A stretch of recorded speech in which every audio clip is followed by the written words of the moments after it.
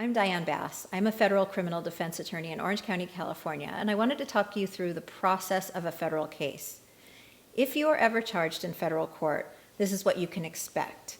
Your initial appearance in federal court is actually called the initial appearance. It is also sometimes the post-indictment arraignment.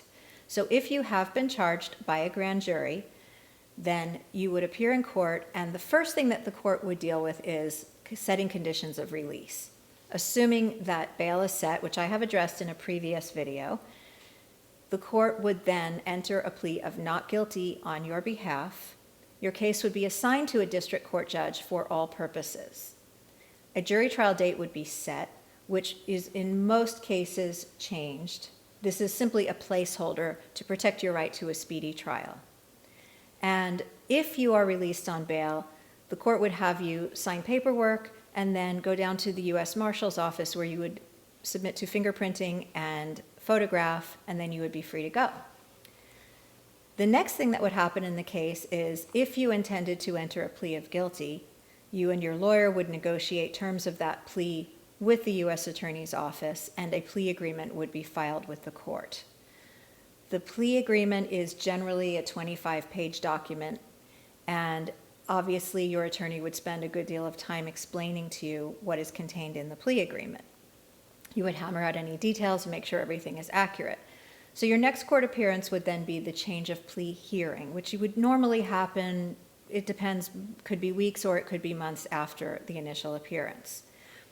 After the change of plea hearing, you would submit to an interview by the Probation Department. Now, the Probation Department is an independent entity that works for the court, and they prepare a report that contains all of your information about your background, education, history, family, mental health, physical health, everything about you. And then they would make a recommendation to the court about what sentence they believe is appropriate. This process alone usually takes about 10 weeks. So the court would not set your sentencing hearing for at least 10 weeks after your change of plea hearing. Again, there are many reasons why a sentencing hearing may also be delayed, but at the very least, it would be 10 weeks after your change of plea hearing. And then your lawyer would have an opportunity to review the probation recommendation. It's called the PSR, Pre-Sentence Investigation Report. And you would have an opportunity to make objections to that report. And then your attorney would file a sentencing memorandum. We also call it a position regarding sentencing factors. And this is where your attorney would argue all of the sentencing factors that would apply in your case and submit all the mitigation information about you so that the court can see you as a person and can understand why you did what you did and who you are other than just these charges in this case. And then at the sentencing hearing, the court will pronounce the sentence. There will be discussion back and forth with both sides. The court may have questions, and you have an opportunity to be heard. It's called allocution.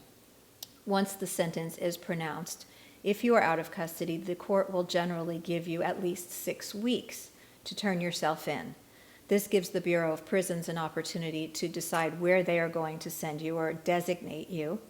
You will get that information from your pretrial services officer, and you can just have a family member, loved one, friend drop you off so that you can serve your sentence.